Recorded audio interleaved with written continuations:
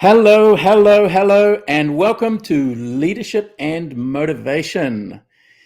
My name is Harrison, and I am one of your co hosts for today. And joining me is none other than Victoria. Welcome, Victoria. Hello, good afternoon. Okay, good morning, good afternoon, good evening. Yeah, that's right. It Thank- depends where everybody's coming from. yes, I'm the correct. co-founder of Gold Zone Leadership Center. We're a small group of companies. The Leadership Center is part of the Gold Zone Group, and we have a medical clinic, a wellness center, a technology company, an investment company, a publishing company. What else do we have? And of course, our Leadership Center, which is our favorite project because it deals with all the interpersonal things, combining personal development with leadership development and business development. So we got all three things going there, the best of all three. So Victoria, you're the CEO I'm of the the Gold Zone Group. I'm the CEO of the GoZone Group, and yes, very excited to be here. And like Harrison said, our favorite subject to talk about is leadership, and that's our favorite company to work on. Oh no, it's a favoritism. Favoritism, huh? Oh, Yes. whoops. Oops. Good thing they are not our children. They can't talk to us, can't complain. So why is leadership your favorite, Victoria? Why the focus on leadership? Why not something else? Well, leadership is everything, and it doesn't matter what I do in life. I got to lead in the area that I want the result. I want my results from. So, and I feel that over the years, as I learn more about leadership and looking at my results, I can't escape from leadership, and that's why it's my favorite subject, and I would say it's the most misunderstood subject, one of the most, at least from my point of view. Why do you think that is? Why is it so misunderstood? Misunderstood because a lot of people, when we think about leadership conventionally, we think about it from authority point of view, status point of view, title point of view, uh, mainly position and title, and that's what people associate leadership to. Whereas leadership is more than that. So you're saying when we refer to leadership, they think of the person in charge, the person with the title, the person at the top. Yes, correct. Person at the top, or person with And money, what's that? Money too, or huh? people with money. Yes, correct. People with money. You have some kind And of either you have some kind of knowledge, money, expertise, status at the top. Yeah, that's what people associate that with. right. And what's different about the way that we talk about leadership, Victoria? Because to us, leadership is in everyday life. It applies to your home life, it applies to your health, to your finances, to how you interact with your children, your boyfriend, girlfriend, husband, wife, whoever your spouse is, major Yep. partner, your parents. That leadership applies across the board.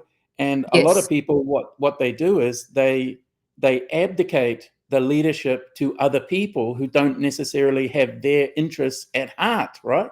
Yeah. Yes. And yeah, when we abdicate to people, right, we are expecting them to give us what we want and hoping that they will know what we want and give it to us. But the problem is that if most people, well, this is my reality check over the years. Most people are more self-centered. We are more worried about ourselves than other people. So from that point of view, if we don't lead, if we don't communicate what we want, if we don't understand how to be clear with what we expect, or our expectation, and we don't if we don't understand that expectation, then we are going to miss the mark when it comes to getting what we want. So you're saying leadership's about getting what you want. Yeah, And that's if why it's not. everybody should be a student of the leadership game, shouldn't they? Yes, correct. So Hey, the people who are leaders or in leadership positions who think they know everything and have stopped learning, then they're not students of the game. Then they're stuck in the past generation of thinking they know. And doesn't this lead to a generation gap where people think that they don't need to learn anymore, they don't need to do anymore? It's like your post I know enough. algorithm. I'm sorry? Like your post regarding the algorithm. Yes, correct. And I think, Okay? yes, What algorithm? yes. Well, my post about algorithm is actually the bottom line of my post is understanding how algorithm works, whether it's on LinkedIn or in our life. And that what is algorithm? Algorithm is a process, is a step. There are the steps necessary for us to create the result we want, right? If we put out something, something is going to come back. So whatever we put out is going to reflect back to us based on the response that we get from whether it's from people, from the society, from our career, from our employer, from our team. Those are, for me, this is how algorithm works. Whatever I put out is going to be reflected back to me as a form of result. As a form of result. So you're saying Yes. the algorithm is the algorithm and it's going to give you a result, and you can look at your result and see whether you're matching up with the algorithm or not. Yeah, exactly. And And if a I lot don't of know my people, result, I got to do something. I got to learn more about the algorithm. Maybe I didn't understand the algorithm. That's why I'm not getting the result I want. right. And I also mentioned that algorithm is like a rule. Any game we play in life, I used to play netball. So netball has its own rule. You can't, you basically once you catch the ball, you can't move. If you move, you're basically you're yeah, you get penalty. Right. You lose the So for today, we're going to talk about leadership and motivation. And why did you want to do this subject today, Victoria? So what's the background? I know you did a poll, and in the poll, leadership and motivation came out number one, but you yeah. personally preferred this subject. Why is that? Why is that? Before I answer that question, I want to ask everyone here, what why are you motivated to be here at this session to talk about motivation? Are you here? Are you motivated to be here? And if you are, why? And if you are not motivated to be here, but you are here, why? I'm very curious about. I'm very curious why are people here when it comes to learning more about leadership and motivation. If you are willing to comment, so that's what I want to ask. Well, for me, talking to so many different level of leaders over the years, one of the biggest challenge that most leaders face are motivating people. How to motivate other people. And I get that a lot when I talk to people. Oh, because I like to understand people, leaders, because a lot of what people are facing as a challenge so that we can see how we can help them. And everyone has different set of challenges. Some are more than others. And if I ask the question, what's your biggest leadership challenge? Motivation. How to motivate my team? How to feel more motivated? Would it surprise you and everyone to know that you can't motivate anyone? You mean you're asking me? Would that surprise me? Would it surprise you? Can't motivate anyone. For me, I'm not surprised now, but yes, in the past. And why is it you can't motivate anyone? To me, people do things for their own reasons. And traditionally, people have, or leaders or managers or individuals have tried to motivate people by using the most basic form possible, and that's the carrot and the stick. Yeah. That's traditionally how it's done. So, with children, for example, the parents will reward the child that gives them what they want, does what they want, doesn't speak up, doesn't complain, doesn't moan, doesn't cry, doesn't cause a problem, and they'll reward them by giving them more goodies and more attention. And then the child that is the misbehaving one, the one that is resistant, the one that cries and throws a fit and whatnot, gets the stick. And governments use the stick and they try and reward the behavior they want, and they use the stick. Now, why doesn't that work? Well, it does work in an emergency, right, Victoria? If you're under Yeah. pressure, you got to get something done. It might work short term, but does it work today? No, not in the long term. It's not sustainable. So then what motivates people? And what's the fast track, the short version that we can tell people right up front here on what motivates people? Because if they're motivated for their own reasons, what are their own reasons? Yes, exactly. What are the reasons, right? And that's what we are going to discuss more today. And Harrison, would you like to go on the look at the comment and we can talk more about it? Sure ahead. You pick them and you. So I have Mario say that leadership is one of the most wanted skill in organizations. Had a conversation with Golden Gate University director who shared that despite many causes they offer to despite the causes that they offer to students and organization, the one organization and public are interested in is indeed leadership. That's very interesting. I would guess one of the reasons why leadership is so popular is because it's connected to power and status. Because leadership means I have power. Right. And yeah, so thank you, Mario, for sharing that. And Surens Pinaka say that need to differentiate boss and leadership question mark. Would you like to answer that, Harrison? I think that's a question. Yes. Well, most people think of the person in charge as being the boss. But that doesn't necessarily infer leadership because they might be a manager, they might be the person in charge, but are they actually leading? Yeah, It's like you can lead a horse to water, but you can't make it drink. I think So that's you a can't great force the example. horse to drink. So Yeah. the What is the boss, yeah, go on. I wanted to say it's the same as dog, because many people are dog owners, around the world. I wanted to say Singapore, but yeah, we are talking about people from all over the place. Yeah. It's one of the most common. Well, most of us have pets before, and from my experience, dog is the same thing. You can't force them. You are the owner, but you can't force them to do anything. You got to lead them. You got to use a different method to influence. In fact, influencing them is probably the easiest. You can't really force them to walk with you. You can't. If you pull them, they get more resistance. Well, that's like children too, isn't it? Yes. So all of us parents will relate to wanting the children to clean up their room. Yep. Well, if we sit on the couch and we say to them, go clean up your room, what's the chance of them doing it? They will basically treat it as if they didn't hear you and go do other things. And on the way to the room, they'll get distracted by all the different things along the way. That's right. That's right. So if we understand what motivates people, that children are highly motivated by some things and very demotivated by others, and being told what to do demotivates children and adults alike. And a lot of us go around giving advice and telling people what to do and wondering why nobody's listening. Yep. And get frustrated. It's funny, isn't it? So the most effective way to get children to clean up their room, is it to bribe them?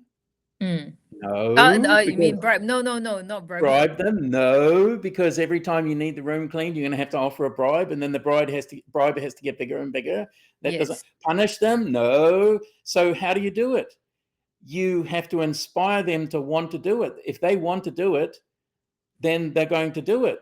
And if you do it with them, because they love to do things with the parents. So if you say, let's go clean up the room, and you have fun doing Play it, some anything you have music. fun, right? Play some music.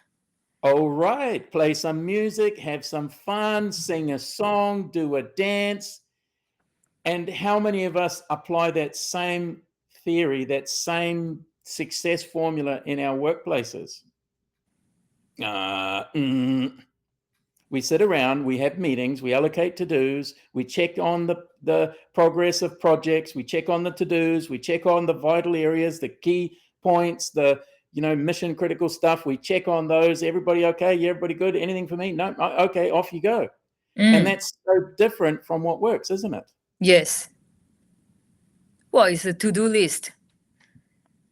No one likes to just have to-do list. No one, if you just give them a to-do, a task-oriented stuff, and yeah, it's like, they're just one number in the within the organization. It's just very disengaging. Yes. So you want to go back to your comments? Sure. So yeah, Heather Pollock say that differentiating between leadership and manager or boss. show leadership in all areas, not just when you're in charge. It's true. Leading can be at all levels. It's not just when we are in charge. And Yvonne said that she wants to be inspired to be, I guess you are saying, when I ask the question, why are you here? To be inspired. And Li Xiang wants to learn and to be inspired. And Shiren said that motivation is intrinsic, which is true. And sometimes one needs to be inspired to feel motivated. And what else? Mario, I think this was in extension to what we discussed just now about the leadership being a popular subject. I believe we use the word leadership very loose. When we start to talk about carrot and stick, we already moved away from the essential of leadership. True, and true. And why is there this gap between what we know and what we do? Because most of us would admit that we don't do what we know, isn't it? Yes. Well, sometimes I can speak for myself. When I get frustrated, it's very easy to go into the default of carrot and stick. If you don't do this, if you do this, I'll give you this. If you don't do it, you will have a consequence. So you're saying you'll default to that when you're stressed? Yes. When I'm highly stressed, I will go into that default because I get impatient when I'm stressed. Well, that can't be just you, because if our workplaces are full of people who are tired, stressed, depressed, anxious, worried all the time, and more pressure all the time, then they're going to be in these default modes. They're going to be using the shortcuts. How can I get this result the fastest? Correct. And I think since I mentioned about stress, right, one of the things that a lot of leadership training don't talk about is how are we as a leader when we are stressed versus when we are not stressed. And how do we know whether we are acting out or from our stress? I think this area is not much talk about. Well, if people are stressed most of the time, let's say 80% of the time, then their leadership behavior 80% of the time is that particular way, isn't it? Yeah. Yes. Exactly. So that's one thing that, and we have a few other comments. You want to move on and we come back to the comment first, or we carry on to talk about the different level of motivation, and then we can bring that back to the comments. I saw a comment there about Jeffrey Pfeiffer. He's one of my favorites, talking about power and leadership. And he has a lot to say, this Jeffrey Pfeiffer. But Psychopath. Yes, we'll come back to the comments. I just noticed that in the corner of my eye. Is that the one who talked about Machiavellian? No. Oh, It's yes. Different person. He's the same person. Yeah, same guy. Machiavellianism and power, and that everybody needs to be a student of power, because if you want to get anything done, it takes power to do it. And a lot of people have a negative connotation with power. Yes. And so they're motivated by anti-power, and they're trying to get things done by being powerless. So how does that work? So we have to be students of the power game. Actually, you brought up a good point. I used to judge, before I understand more about leadership and power, I used to have judgment about people who look like they are either abusing their power because of their status, money, or authority or title. And as I go through my leadership journey, right, I tend to be more nice. Nice as in I try to nice people into doing things. But the problem with being too nice is that it doesn't work. It's not effective. And when I'm too nice, the power is less. People don't respect you when you're too nice. Yes, it's a big problem being nice, because the people who are nice when they don't get what they want, often enough they become nasty. So there's this swing from nice to nasty, and a lot of people over a long period of time are not getting what they want, and they end up being nasty as the primary mode of leading or interacting with people. Yeah. And what happens is, because people, like you mentioned, that you have this negative experience of people misusing power, So you have a negative association with power and you don't want to be like them, which is a Yeah. good quality not to want to be like them. It's like Yeah. a giant narcissist with a lot of power. You don't want to be like them because you don't want to Yeah. look like a narcissist. But Or I don't if want to you be a avoid, narcissist. yeah. So if well, you don't want to look like one, you don't want to be one, like you know, one. you want to do it different. So you try the nice route, but nice doesn't get the job done. No. Because sometimes people need their butts kicked. Sometimes they need the riot act. Sometimes they do need the stick. And they do need to respect the power. Because Yes. if they don't, how does an organization maintain order? And when there's high pressure and high risk, who's taking the risk? Yeah. Well, the management, the key people in charge are the one taking the risk. And you don't want to be. What happens is that with being too nice, you become like a doormat, and then you try to cater to everyone's feelings, and that won't work from a performance point of view, because really they just don't take you as seriously, and they feel that they can get away with it because you are nice. And isn't this a problem with a lot of salespeople, Victoria? They try and nice their way into sales. They try Yes. and nice you into buying Yeah. instead of asking you what you want and then leading you through the process of getting clear what you want, the pros and cons, and how they can help you to get what you want Yeah. in the shortest amount of time with the least amount of money. Instead of leading you through it, they try and nice you through it. Yeah. And this is very annoying. And because we're doing a major recruitment drive at the moment for managing director, sales director, relationship managers in our Singapore Leadership Center in this project, so we have a lot of applicants. We have many all the time, hundreds come in, and the opposite of what people think, that it's hard to get, to find people. It's actually hard to find great people. So anyway, people will message us, and it's like basically buy my thing. And here's my list of specifications. Credential. I did this, work here, did that, and I'm so great, and you should hire me. I mean, Yeah. they don't know how to sell, because Yeah. how you sell it, first question should be, what are you looking for? And why are you looking for that?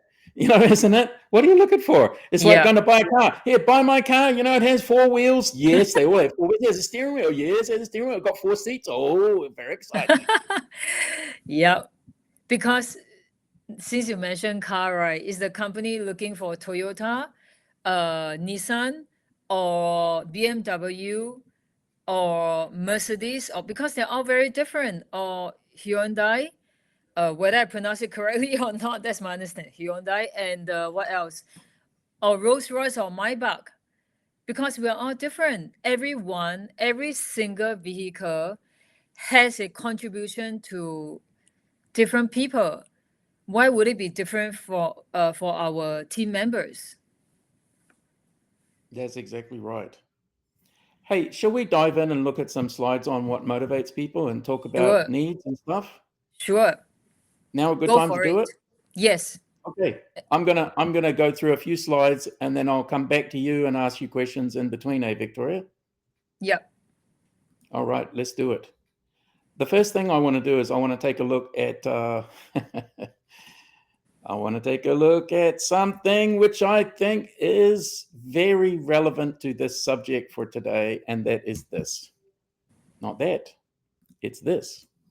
Dung dung. Oh, what do we have here? We have a cylinder. And a cylinder, depending on which direction you look at it, if you look at it from one direction, the cylinder is a circle. And if you look at it from the other direction, it's a square. So a lot of people get caught up in right and wrong, good and bad, and stuck on their point of view. And they get very fixated that they're right. And what they don't realize is that your point of view is what you see from. And if you argue with someone about their point of view that they're wrong in what they're seeing, you're missing the fact that you're having 2 different points of view. So in order to have a conversation, you've got to agree on the point of view before you discuss the details. And I like to refer to this as rounds and squares to remember the different point of view. So Victoria, anything you want to say about that before we go on with the other pieces? Well, I like what you say about, we didn't realize that we are arguing with people around there, because I see circle, you see square, so we are both right. And we end up in a non-ending argument and wondering why we are both frustrated. I want to, actually, I thought of an example, very quick one. We used to have this client who is a French but based in Singapore, went back to France for a while, and the company emailed him something. So I asked him, "Hey, did you receive our email?" He said, "No, I didn't receive it." And we went to and fro. It was because we sent the email out. I checked on our side, but he insists that he didn't receive it. I even gave him the timing. Guess what? He's right and I'm right. We did send the email out, and he's right that he didn't receive it. You know why? Because the time zone that he received in was a different time zone that I was talking about. So if you'd have been stuck on your position, on your point of view, you would have Yes. gone to the handbasket, isn't it? That's right. That's a great example.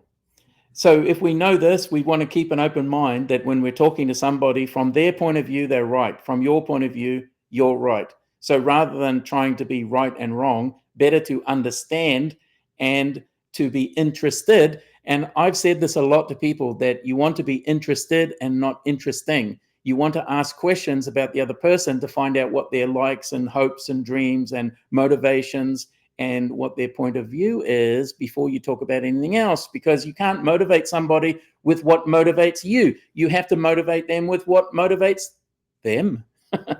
And that's the next thing we're going to get into now, Victoria. Thank you. And here it is. People do things for their reasons, and all behavior is driven by unmet needs. And allow me to explain this. When I first put this slide together, I had all human behavior is driven by unmet emotional needs. And this is only partially true, because it's not just human behavior, it's also animal behavior. So any behavior from anyone is driven by unmet needs, not just emotional needs, but emotional needs are often the ones that are underrated and not taken into account. And we think of the physical needs, we need to get paid, we need to have a roof, we need to have food and clothing.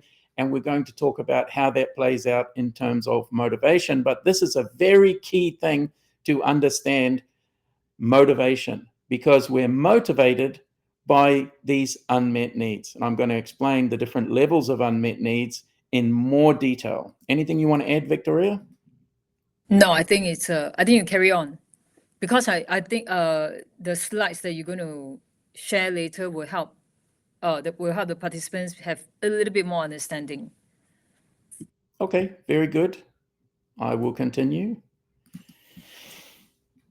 So many of us are familiar with Maslow's hierarchy. It's very well known, but not everybody knows about it. He's passed away already. He was a psychologist who studied human behavior and what motivated different types of behavior.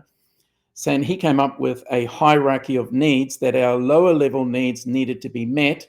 And once they were met, then we would move on to the next level of needs.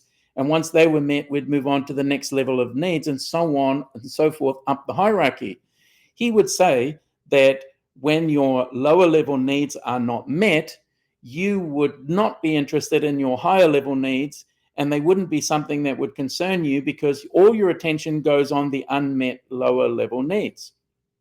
So in order to motivate someone, you have to understand what level of needs that you're dealing with. Now, this hierarchy of needs is not the only thing that we use.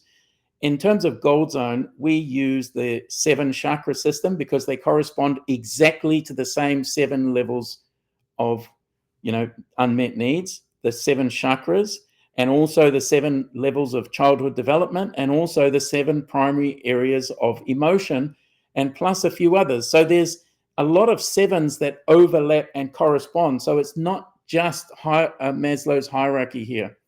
So on the left of your screen, what you see are the main areas of unmet needs. And what we're going to do is we're going to break them down and look at them from an emotional point of view. And then we're going to look at them in much more detail, so that you can understand when someone doesn't have, for example, their need for power, when it's not met, what happens to them? What do they do? What kind of behavior do they demonstrate?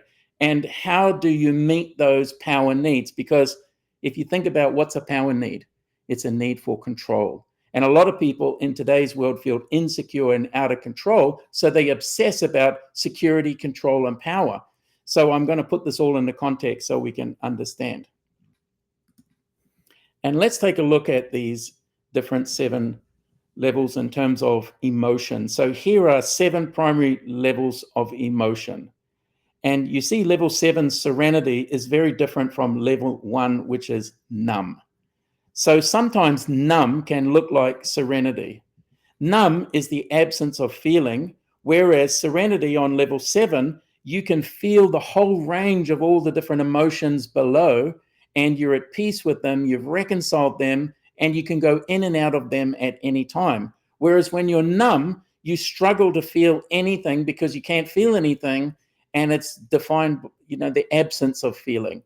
Whereas serenity, you can feel it all and you're in this oneness. And if you look on the left-hand side to Maslow's hierarchy, transcendence, self-realization, self-actualization is the pinnacle. That's what we all aspire to arrive at in our lifelong journey on our quest. That's where we want to get to. But many of us are stuck on these lower level emotions with these lower level needs unmet. And throughout our development, from the time that we're born as children, we grow up, and then we go to school and we graduate school, and then we go working. And then as we go through our careers, what happens is any area that we get stuck on our unmet needs becomes our lifelong obsession, trying to meet them.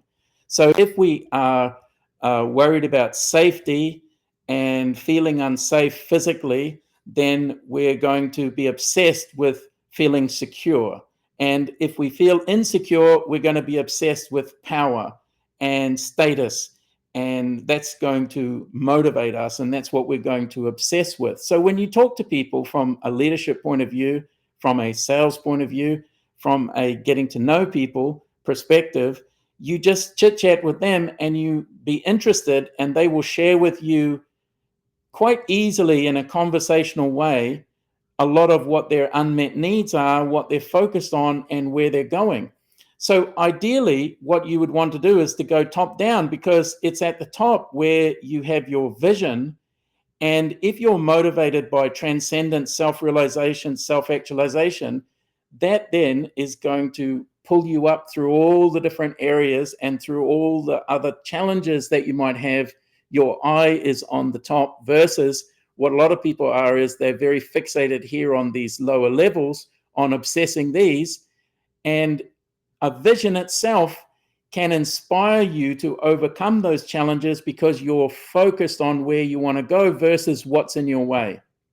Fear, when we are here obsessed with security, and we know this from the finance industry, where a lot of people invest because they're investing for financial security. They're worried about all the things that can go wrong, and that's driven by fear. So the fear is of what could go wrong, of what they could lose, of what they'll do if they lose their job, their work, their health. So fear is what's driving them. So they really feel insecure. They worry about safety and security, and they can see the next level up of power. They're going to feel more power, more successful, more having arrived when they're on this level is taken care of.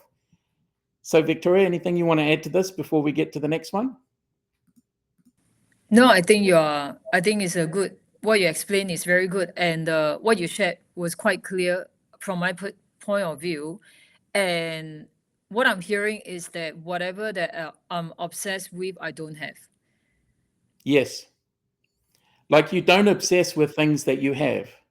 Yes. And in fact, once we acquire something, whether it's a quality or an item, we will enjoy it for a short period of time, and then we kind of take it for granted. Yes.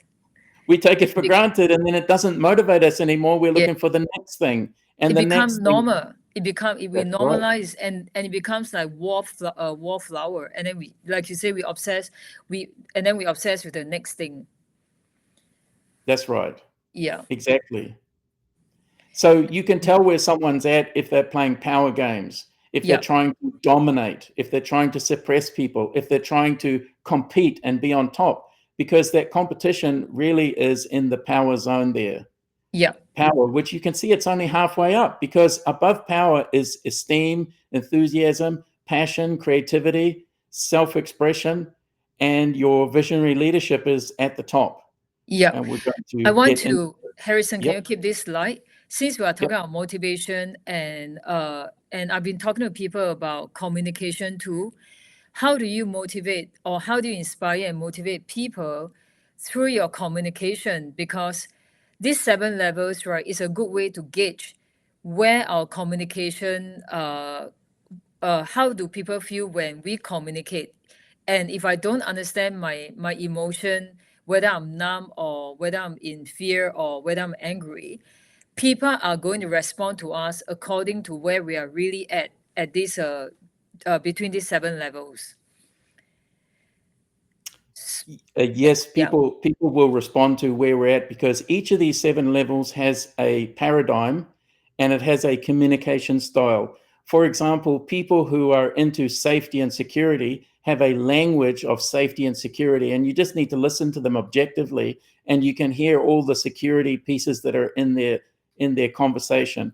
And they might like to think that they're growth mindset and growth minded, and they're looking for advancement, and they're doing this, but as long as it doesn't involve any risk.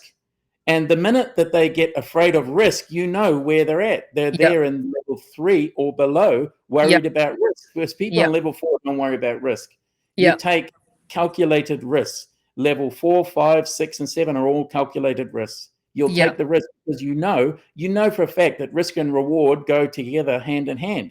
So if you're afraid of taking risks, you're going to get a whole lot less reward. So when people worry all the time, worry, you know that's a level 3. Well, that's a reflection of being insecure, because I've been on both sides. So when I'm insecure, I'm more worried about losing. And when I feel secure about myself, I'm less worried about losing. I'm willing to take more calculated risks, knowing that I'm in more control when that happens. So the security and the risk actually do go hand in hand. And I'm not talking about reckless risk taking. I'm talking about you actually know exactly what risk you are taking, and you're making a really informed decision, knowing what's the potential losses if it doesn't go your way, and what's the upside when it goes your way. Yes.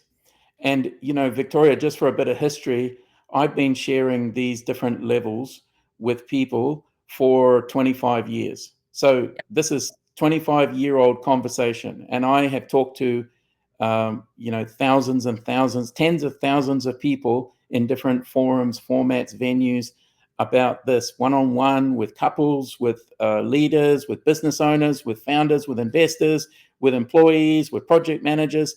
Every level I've talked to people about this. And we have some pretty sophisticated tests that people can fill out, answer a bunch of questions to determine which of these 7 levels somebody is at most of the time. And most people think that they're higher than what they are in reality, because there's mentally where we think we are, and then there's emotionally where we actually are on a physical level. And most people, you might be surprised, the workaday world, most people are level 3.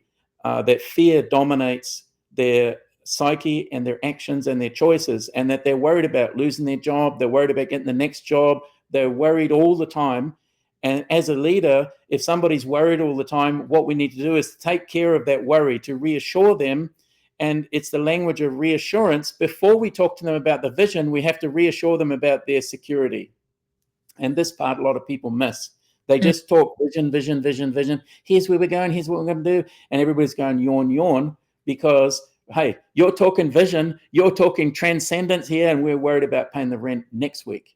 So until you can take care of the security for next week and the job security with all these people being laid off, then what's the point of talking about vision? So that can be handled in communication. And that's why communication from a leader's point of view is so powerful. Yeah. Well, also the leader has to be moved by the vision that they are sharing. If they themselves are not moved, how are you going to inspire other people with the same vision? Yep, that's right. And so you have to be motivated yourself before you can deal with someone else's motivation. And if you're Yeah. motivated by greed, that's going to come across. If you're motivated by power and control and security, then that's going to come across. But if you're motivated by the greatest good for the greatest number, that would be a level 7. Yeah. Greatest good for the greatest number, that will also come across. And then people will feel it. And there's something about you that they can't put their finger on. Yeah. And it's very unusual to meet people like that because they're worth their weight in gold. Yeah. So Harrison, Victoria, yeah, I have a I'm just- question. yeah, Yes. go ahead. Raymond asked, I think it's a good question so that we can all be on the same page. Isn't self-actualization where we keep trying to achieve the next level of satisfaction? You want to clarify that? Actually, no. Self-actualization is when you get to the top, when you've actually actualized. Some people think that when you get self-actualized, you go fishing and you give up the game and you relax and live the good life and sit under a coconut palm and drink a pina colada. That's not self-actualization, because what you realize if you have tried that, and believe me, I have done that. I went to Bali, I rented a villa on a cliff, and I sat there under the coconut palm in the Bali Benong and I drank pina coladas and I said, okay, is this it? And then very soon you get bored. All your gremlins come up and you're bored. And you wonder, what am I going to do? I'm going to find some mischief to get up to, something to entertain myself. So this is not self-actualization. And that's why retirement doesn't work for most people. Most retirees are the busiest people that you can find are retirees. If you want to have a conversation or a meeting with someone, find someone really busy and they will make time for you. You get a retiree and they can't meet you for 3 weeks because they've got to go to the golf, got to have this meeting, that meeting, the other meeting. It's true, isn't it, Victoria? Yes. Actually, I'm surprised at how busy retirees are. That's right. I've met a lot of retirees who are real busy. I'm like, what are you busy with? And Oh, man. I have this retiree who told me that a lot of people misunderstood retirement, and it actually caused a lot of mental health issue that most people don't talk about because they feel they don't belong to anything because they got nothing to do. They have the money but feel lost. So the question, thank you, Victoria. The question is, what does transcendence, self-realization, self-actualization actually look like? It means that you've met all the lower level needs and you are focused on your spiritual needs. Now, a lot of people will focus on their spiritual needs and they'll miss out all the other lower level needs. So that doesn't work. And our next slide, I'm going to get into all the different levels of needs. Let's do that, shall we? Yep, we do have quite a lot of questions and comments. In case we can't address all of them, we will be replying it later in writing. We definitely won't be able to get to all of them, Victoria. Yeah. So yeah, if everybody knows that you're going to reply to them. Yeah. Excellent. But we'll get as many as we can. So let's take a look at, I hope you can see this. This is a bit more detailed and allow me to explain. I'll make myself smaller. There we go. So looking at if you notice over on the far side of your left screen, we've still got Maslow's hierarchy, and then we've got 4 other words: physical, emotional, mental, and spiritual. And what happens is your lower level needs are more physical of nature, and then you have your emotional needs, and then you have your mental needs, and then you have your spiritual ones, the higher ones at the top. So let's go top down, looking at the transcendent, self-actualization, self-realization needs.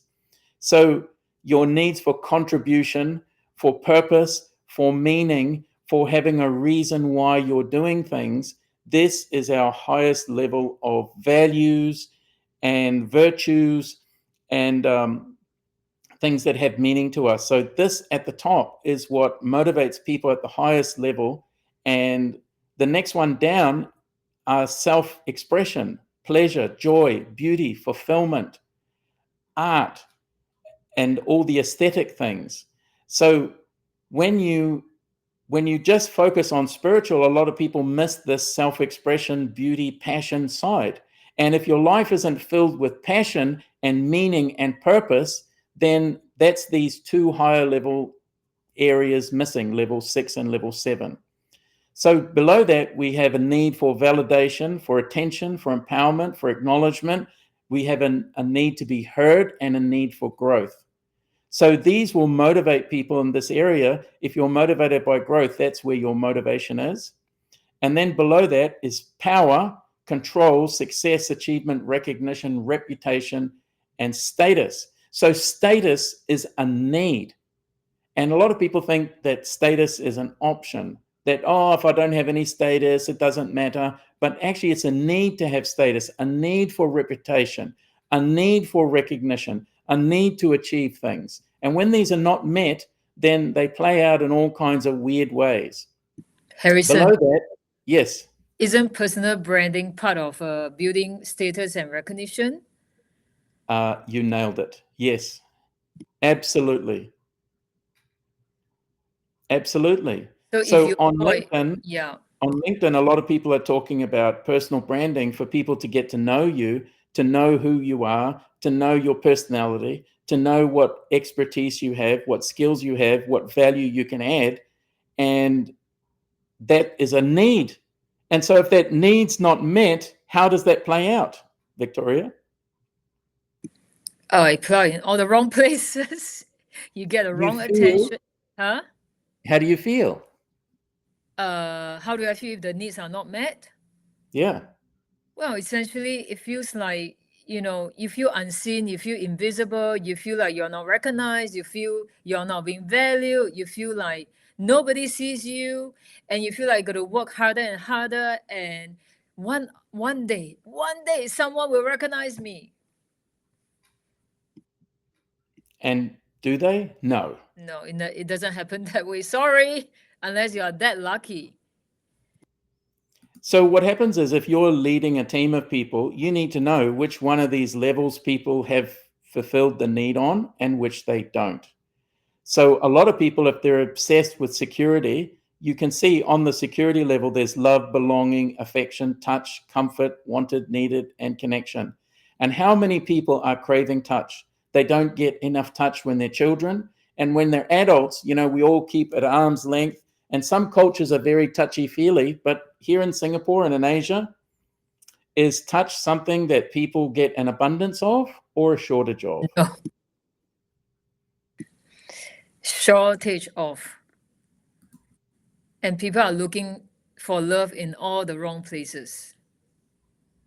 And how does that play out on a team, Victoria? So if the team is missing touch and they're missing affection and they're missing comfort, how does it play out? They don't feel engaged.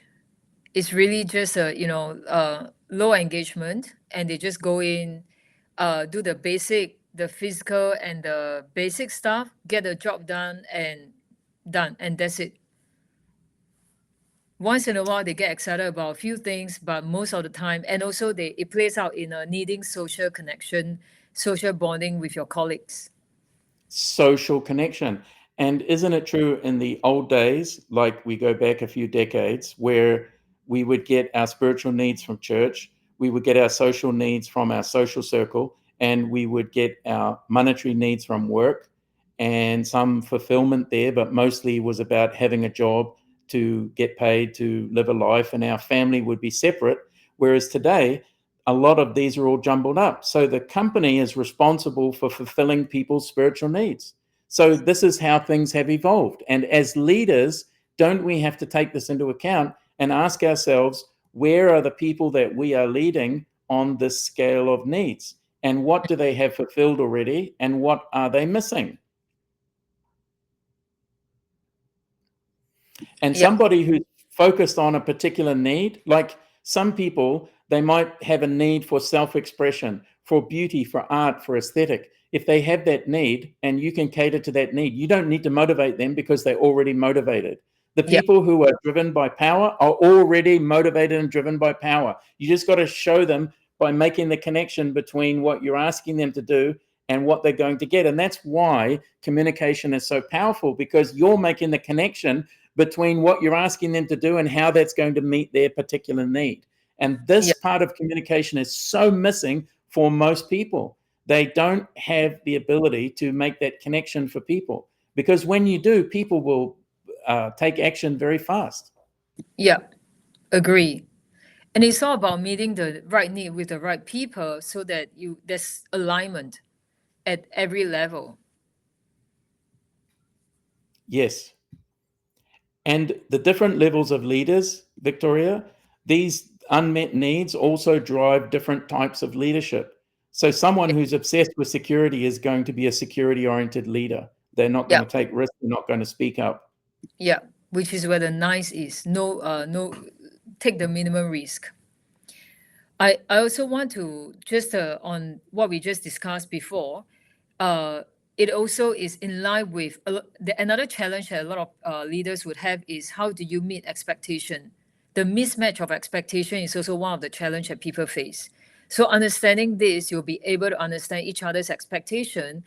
And the best thing is that if there's no fit between both parties, it's better to let everyone go their own way. Well, an example of that, Victoria, is where the leader wants to get the job done, pay the minimum, and get the job done.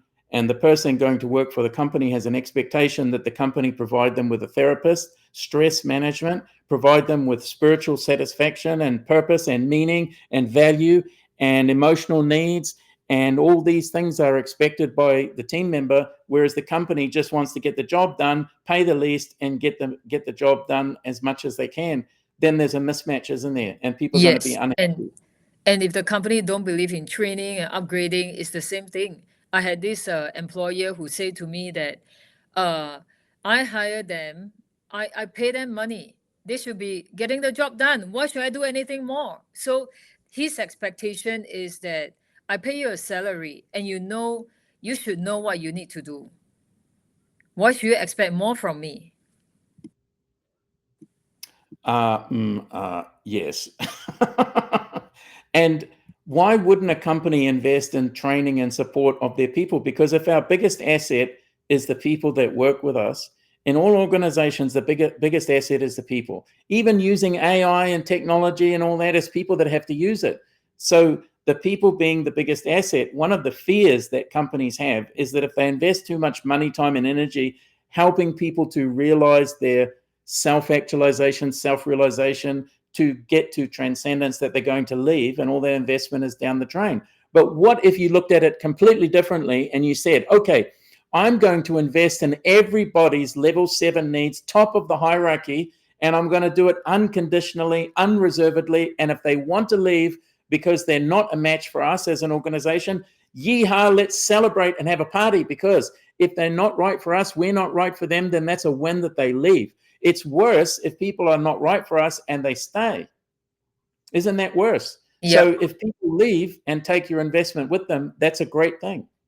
It's fantastic, because you're then going to have the people who are left are going to be engaged with what it is that you really do at the core. Yeah. And you get a high level of engagement with the right people. And isn't that the same, Victoria, with clients of any business? Yes. Exactly. Same with clients, same with vendors. It actually applies to all levels. Investors, if you have the right fit, it's going to be a lot easier. If you have the wrong fit, there'll be more struggle. So take an investor as an example. If the investor just wants their return, they want it on time, they don't care if the company ruins the environment, they don't care if the company invests in its people, they don't care if the company treats people well, they don't care if the company overpromises and underdelivers, as long as they get their return. So you might not want an investor like that. Okay, that depends on the company, where it also depends on what a company is wanting, right? If the company just wants to pay the least and make the most, then those type of investors and the company are a good match, aren't they? Yes, correct. But how many people here in our live session are like that, are wanting to pay the least to get the most, and are willing to screw people down to the lowest dollar, and whether they can pay their families or pay their bills, you don't care. You just want to get the cheapest price. And if someone's not willing to give it to you, someone else will sell it to you at that price. And that kind of business is very common, and a lot of people are like that, and it's rounds and squares. It's not Yeah. wrong. It's just a choice. But if you're doing your business and your work because you have a higher purpose, because it's connected to your self-realization, self-actualization, and it has you bouncing out of bed because you're excited, you're passionate about what you're doing, you're making a difference in other people's lives, you're feeling fulfilled, because feeling of fulfillment happens at a higher level. It doesn't happen on the lower levels. Anything below success, security, safety, and the physical needs are not going to have any fulfillment. You won't feel fulfilled at that level. So if you want people to feel fulfilled, you have to cater to the needs for power. And today, in a highly competitive job market, in a highly competitive business market, isn't a need for fulfillment up there? Yes. Also, the younger generation are looking for more fulfillment. Very different from the older generation.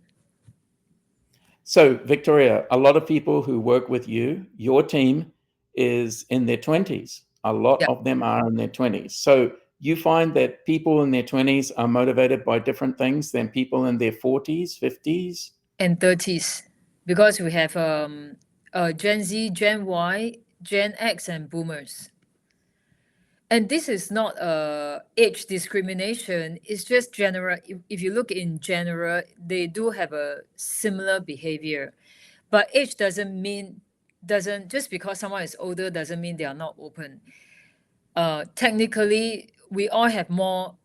Most of us who are in the older category, we will have more experience, and we have a lot more field experience. We might have a lot of experience that we succeed in.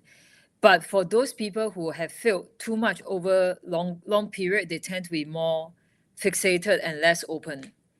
And that's the part of the reason why younger generation tend to be slightly more open, because they have failed lesser. So they are a little bit more open. I think also the younger generation, Victoria, they're more wired up with technology and Yes. they're more More flexible from that exposed. point of view. Yes, they are So more exposed.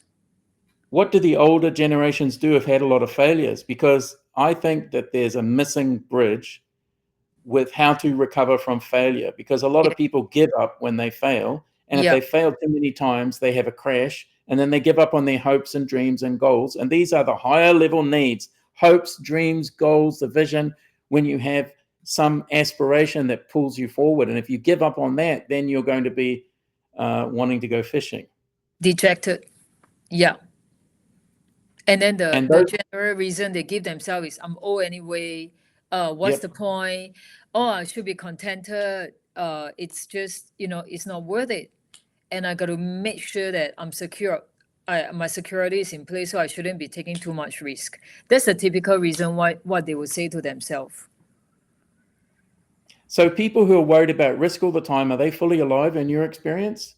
Are they passionate? Are they excited about life? Do they bounce out of bed in the morning? Do they get on and are excited about the different things that they're doing? No. Mostly are quite flat. Monotone, Yeah. passionless, Yeah. dispassionate. Yeah.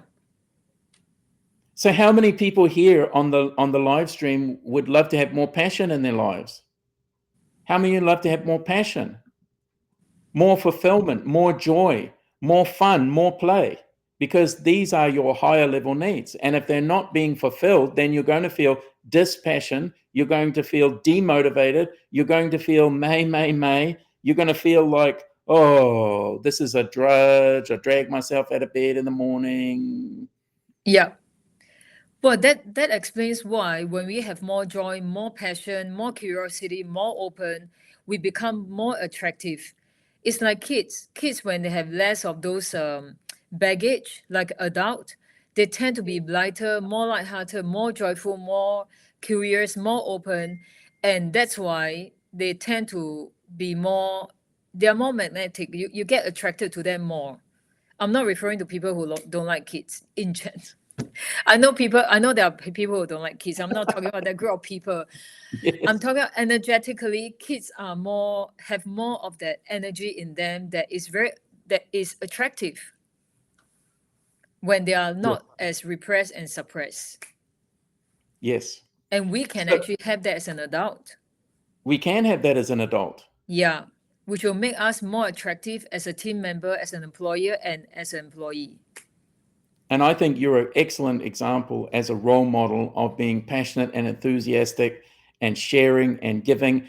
And your daily LinkedIn posts where you're sharing your experiences, your lessons, your learnings, your trials and struggles, and you're sharing liberally what you got out of it with people is a great example that you can do that. And I think the feedback that you're getting from so many people who direct message you and thank you for your sharing is a great example of exactly that.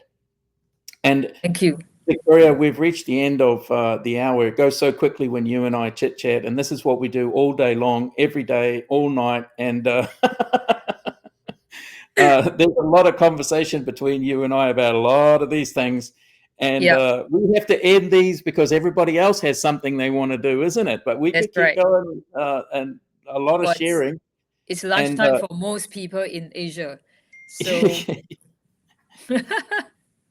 with the slides, if anyone would like a copy of the slides, you just direct message me on LinkedIn and ask for them, and I'll be happy to send you a PDF version because I know they're small on the screen.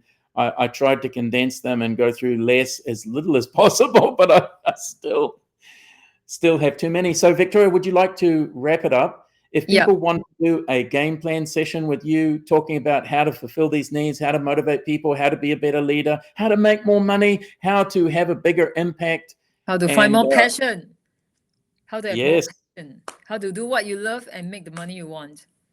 So they can go to your profile, your LinkedIn profile, and they can see that there's a website there, and they can schedule a no obligation, no risk, no cost game plan session with you to focus on their leadership and what they can do to accelerate. Yeah. So would you like to wrap up the session? I'm going to leave you here. Thank you very much, and pass over to you to summarize and wrap up and say goodbye. Thank you. So thank you, Harrison, and thank you everyone for being here. So today, we talk about leadership and motivation and how important it is to understand our own motivation and other people's motivation. And primarily it's driven by our unmet needs, and that anything that we don't have, we are more obsessed.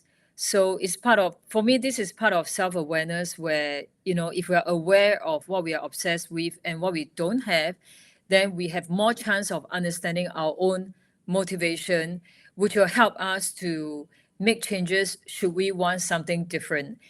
And I would say that if we want to understand other people's motivation and to have less stress and frustration when it comes to leading them, having this understanding, in my experience, make a big difference. And yes, I've been through my own trial and error and struggle through the process, because sometimes it's not that easy to understand my own motivation due to some stuckness in whether it's repressed feeling or suppressed feeling that I might have that I wasn't aware of. But once I'm clear, it's actually very easy, and supporting people is a lot more joy. There is a lot more joy in working with people and leading people with this understanding, and easier to help them. Just for me, it's just more fulfilling if you want to work with a group of people and manage each other's expectation, and to be able to find the right fit on both sides, have a system to understand it. And this is the one that we're using. And if you're interested to know more, let us know. And I will see you next week. Oh, Harrison, shall I share our next week topic? Yes, go ahead. Tell them the next week's topic. In the poll, we have three subjects that we wanted to talk about. The top for today is motivation, and the second one will be personal leadership and personal branding. So we decided that since that's the second area that people are interested in, we are going to talk about that next week. Harrison, can't hear you. Sorry, what can they expect from that next week? You're going to share your personal experience with your own branding and your own LinkedIn journey, and how you come up with so much content every day, how other people can create content easily. Because I've seen your image to me is like that crazy cat video where the cat is going like this on the keyboard. And don't talk to me when I'm writing. But, it takes Victoria about 30 minutes to write her posts every day or less. Less, and 15, 20 minutes. 15 to 20 minutes to create Yeah. the post. So a lot of people struggle to come up with content and what to say and how to say it. And following your journey, Victoria, you've done a great job of improving your writing, of communicating very clearly to people in an easy to read way, doing it daily, and your growth has reflected that. You have a very high profile, like your Favicon rating when we looked the other day was number 25 in Singapore in the top 2%. And this is after just a few months of posting. You're right up there with a 60% growth rate. So you've been rocketing up there, and there's a lot you can share with people, and that's what we'll be talking about next week. Yeah. And so that's that. Leadership and personal branding for leaders. Yeah. Why we all need a personal brand, because Yeah. if we don't have a personal brand, people don't know us. They don't know what our expertise is. So Recognition. If they don't recognize you, they won't want to hear from you. Isn't it also true that there's a lot of people who need services from people and they don't know you exist? So a lot of people are the best kept secret out there and nobody knows. So if nobody knows you, who you are, or what you have to offer, they're not going to ask. Yep, agree. People have a hard time asking, don't they? Yep. Probably we can talk about that in the next one if we have time. All right. So that's it for today. We'll see you guys next Wednesday, same time, 12 p.m. Singapore time. I want to add one more thing. We're going to be online at noon Singapore time every Wednesday doing these sessions. Yes, that's right. Yay. Thank you, everyone. Happy to see you. Thank you. Yay. See you next week. Bye.